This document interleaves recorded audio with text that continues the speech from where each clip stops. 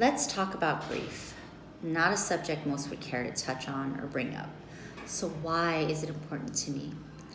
On July 17, 2015, I lost my husband Frank in a tragic motorcycle accident. Frank and I had been married at the age of 19 and just celebrated our 24-year wedding anniversary 3 months prior to his death. Frank and I have 3 amazing children, Nicholas, Desiree, and Kiana, and are blessed with 6 beautiful grandchildren and 1 on the way.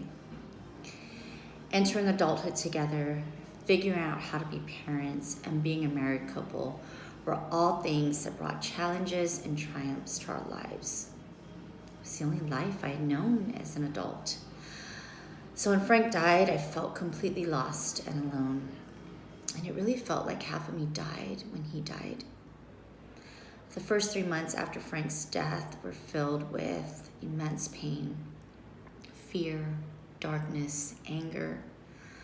I was consumed with all these emotions all day, every day. Most of the time I didn't want to leave my room. I wanted time to stand still because I was afraid of moving through life without Frank. I honestly didn't think that I knew how to live without him. But I've also always been the type of person to want resolve, to want answers. I never settled for something to be the way it was if I believed it could be better or fixed. So my grief was no different. Although I did believe early on that I would never be happy again, I wanted to at least make sense of all the emotions I was feeling and learn to control them.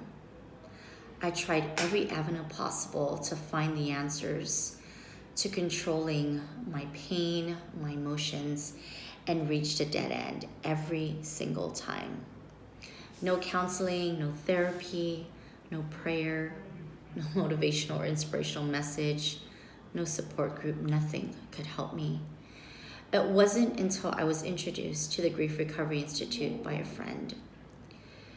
She shared the website with me, hoping I could find a workshop on Guam.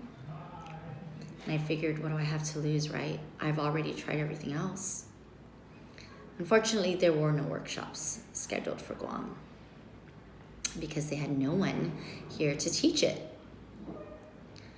Fortunately for me, I had travel privileges because I had worked for an airline at the time.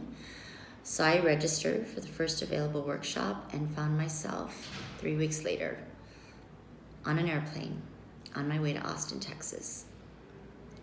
Like most workshops, you would introduce yourself and tell a little bit about why you're there, what's your reason.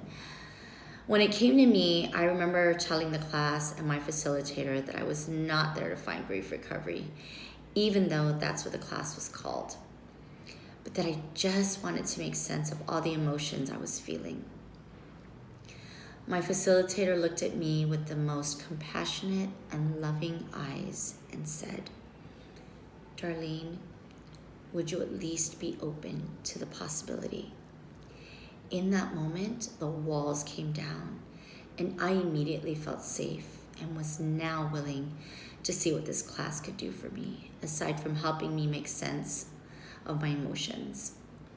I got so much out of the 2.5-day workshop than I did in the first 3 months of trying to figure this grief journey out.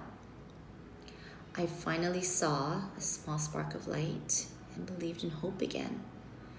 I knew I had a lot of work to do in healing my heart, but I now had the tools to help me to continue to navigate through my grief. I learned so much about grief and what it is and what it isn't, and that I knew that if I had it all wrong this time, so does everyone else.